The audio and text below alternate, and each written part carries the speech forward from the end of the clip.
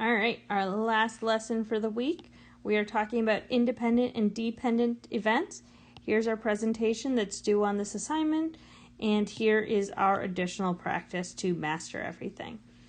So, make sure your notes are all ready to go, and you can pause, rewind, anything like that.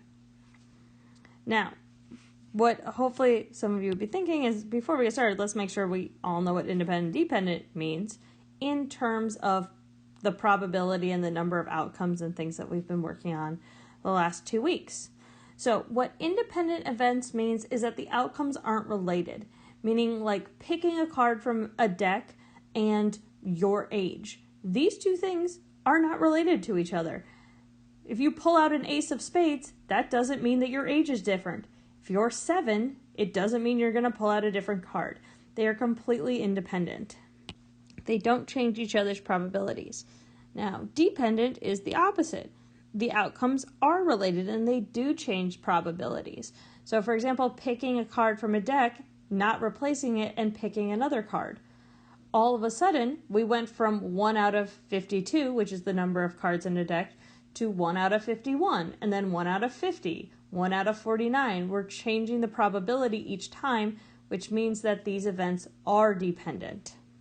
So the first thing we want to do is decide if events are independent or dependent.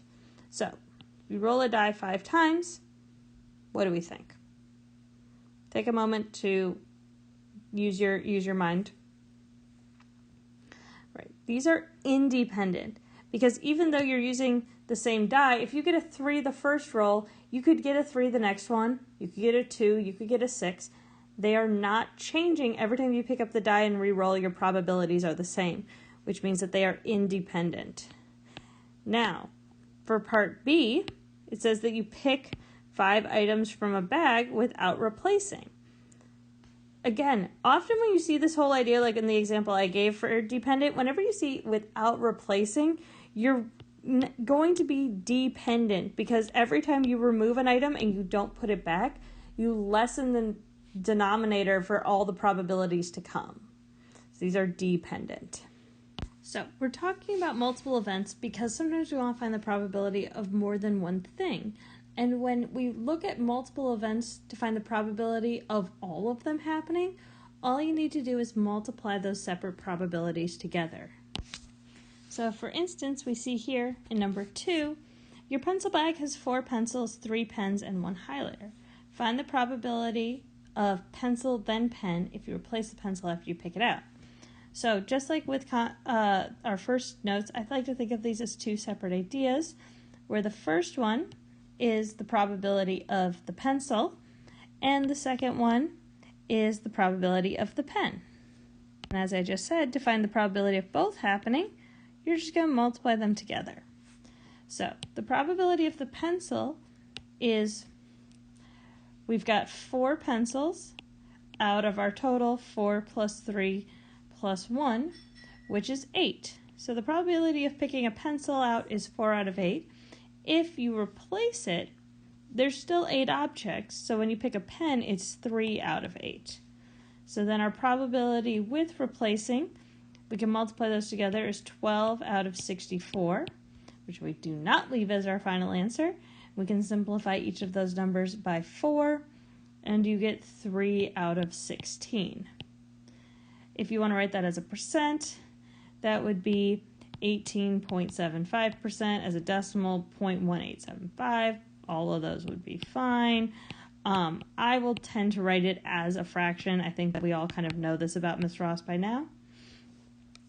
Now, for number 3, your pencil's bag's the same. We still want to find probability of pencil then pen, but what about if we don't replace, meaning if the events are dependent?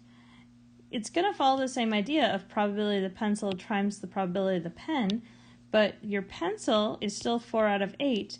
But once you've pulled that pencil out, your probability of your pen has changed because it's dependent, and it's now 3 out of 7 because you didn't replace it. And so there's no pencils. You've taken 1 pencil out here, so there's now 7 objects left in your pencil bag. So the probability here is 3 out of 7. We're still going to multiply those together, and we get 12 out of 56, which we can then again simplify to 3 out of 14 instead of 3 out of 16 from part 2. We can leave it as the fraction there, or if you want to write it as a percent, you've got 21 and 3/7. Because it's over 7, it's not going to be a very nice decimal, so I'm just going to leave it as one of those two. So you'll notice that the probabilities have changed because it's dependent. Please let me know if you have any questions on the Zoom meeting or in the comments below, and I will talk to you later. Bye.